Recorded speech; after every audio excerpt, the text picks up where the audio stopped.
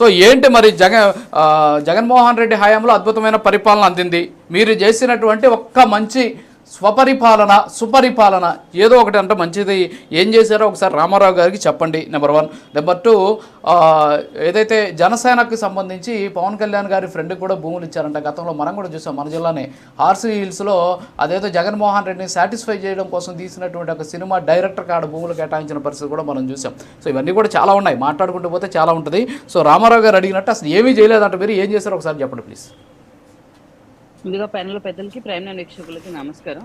రామారావు గారి కోసం కాకపోయినా ముందు ప్రజలు ఈ వెన్నుపోటు దినాన్ని ఈ రోజు ఆనందంగా అట్టహాసంగా పాపం వాళ్ళు దీపాలు పెట్టి మరి సంతోషంగా జరుపుకుంటున్నారు. ఎందుకంటే వాళ్ళకి గత 5 ఏళ్లుగా జగన్మోహన్ చేసిన వెన్నుపోటుని జీర్ణించుకోలేక 11 సీట్లకు వాళ్ళు పరిమితం చేసినా కూడా ఈయన సిగ్గు లేకుండా మళ్ళీ ప్రజల బాధని ఈయన బాధగా చూపించుకోవడానికి వెన్నుపోటు దినోత్సవం అంట.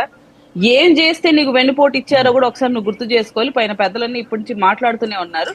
ముఖ్యంగా నా వరకైతే ఒకటే మాట చెప్పాలనుకుంటా, అసలు జగన్మోహన్ రెడ్డి గారు నిన్న వెళ్ళిన తుగ్లక్ పని చూస్తే ఎవరైనా ఆశ్చర్యపోవాల్సిందే ఫస్ట్ థింగ్. అండ్ అక్కడ ఆయన కూడా ఇండైరెక్ట్ గా ఒక స్టేట్మెంట్ కూడా ఇస్తున్నారు, మన అందరం విన్నాం కూడా.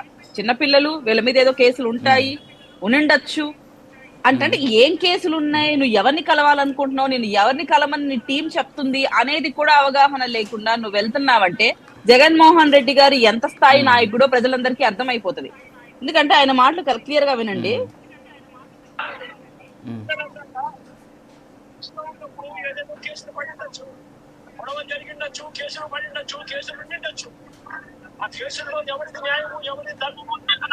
వయసులో ఉండొచ్చు అంటే ఎప్పుడు సరే 50 ఏళ్ల కిందటనా లేకపోతే 70 ఏళ్ల కిందటనా వయసులో ఉండొచ్చు అండి. ఇప్పుడు కూడా 22-23 ఏళ్ల పిల్లలే రౌడీ షీటర్లుగా కేసులు నమోదైనాయి, వాళ్ళ పైన అసాంఘిక కార్యక్రమాలు పాల్పడినారు, వీళ్ళ గవర్నమెంట్ లో కూడా కేసులు ఉన్నాయి వాళ్ళ పైన. ఈ రోజు కొత్తగా కూటమి ప్రభుత్వం వచ్చి ఇప్పుడు పెట్టిన కేసులు కాదు ఆ పిల్లల పైన, 2019 టైం నుంచి ఉన్న కేసులు.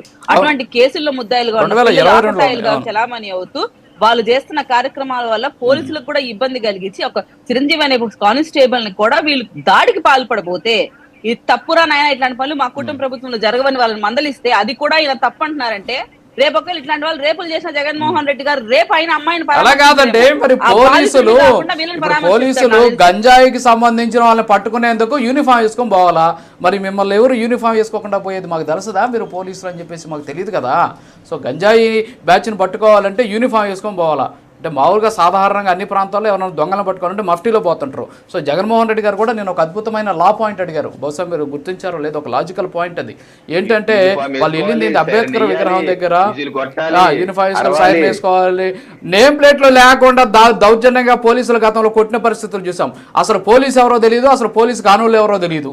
అలాంటి పరిస్థితులు గతంలో చూసాం. అవన్నీ కూడా వదిలేసి ఎందుకు యూనిఫామ్ వేసుకోలేదని ప్రశ్నిస్తున్నారు. దానికి మీ దగ్గర సమాధానం ఉంటే చెప్పండి కేత్ర గారు.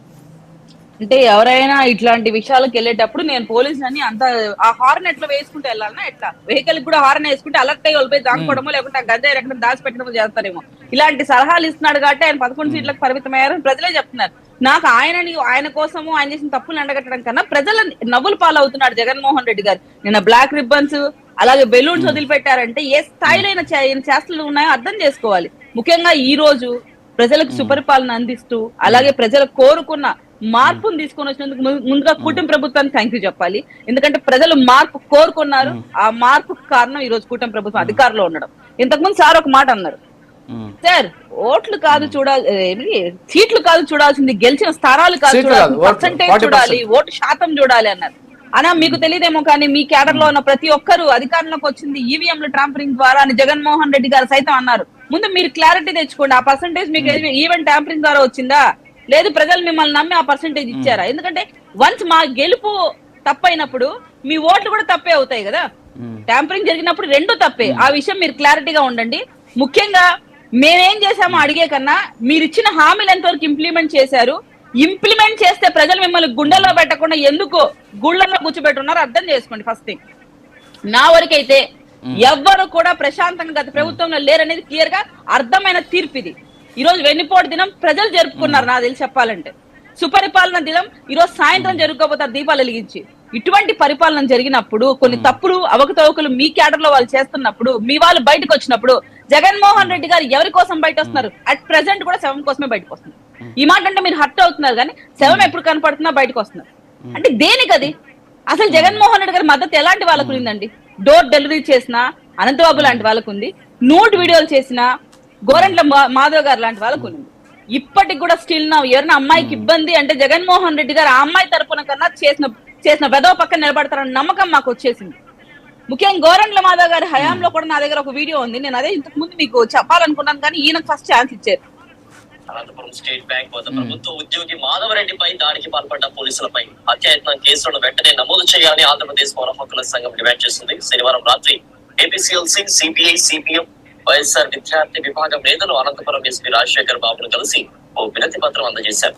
పట్టపగలు వందలాది మంది ప్రజలు చూస్తుండగాని సిఐ గోరంట్ల మాధవ్ ఉద్యోగి మాధవరెడ్డిపై లాఠీతో కొట్టడం అత్యంత దారుణమని, ఈ వ్యవహారంలో బాధ్యులైన పోలీసులందరినీ వెంటనే సస్పెండ్ చేయాలని ఈ సందర్భంగా వారు డిమాండ్ చేశారు.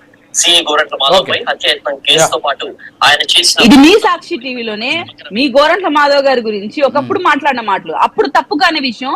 ఇప్పుడు ఒక గంజాయి బ్యాచ్ ను అక్రమంగా రౌడీ షీట్లు ఉన్న పిల్లలు తప్పులు చేస్తుంటే వాళ్ళని పట్టుకొని కొడుతుంటే మీరు తప్పనకుండా దాన్ని కూడా సమర్థిస్తూ సాక్షాత్ ఒక మాజీ సీఎం వ్యక్తి ఈ రోజు అక్కడికి వెళ్తున్నాడంటే నిజంగా ఆశ్చర్యంగా ఉంది. అండ్ ఆడబిడ్డలు ఉండరా, వాళ్ళకి చెల్లెలు ఉండరా? మళ్ళీ నీకు చెల్లెలు లేదా? నీ చెల్లెల్ని ఎల్లో శారీ కట్టుకున్నందుకు వేరే పార్టీకి ఆపాదించి వేరే వ్యక్తులకు ఆపాదించి నువ్వు మాట్లాడినప్పుడు నీకు సిగ్గని పెంచదా, తప్పని పెంచదా? నీ సొంత చెల్లి తల్లి కూడా నీ కోటయ్యద్దని మాట్లాడుతున్నారు. అటువంటి జగన్మోహన్ రెడ్డి గారు ఈ రోజు ప్రజల పక్షాన్ని నిలబడి మాట్లాడుతున్న విధంగా ఇలాంటి పోర్ట్రేట్ చేసుకుని ఆయన స్థాయికి అయితే కరెక్ట్ గా ఆయన సలహా దాన్ని ముందు మార్చండి. ఇలాంటి చెత్త సలహాలు ఇవ్వడం వల్ల ఆయన ఇంకా చెత్త అయిపోతున్నాడు ప్రజల దృష్టిలో, నా వరకు అయితే.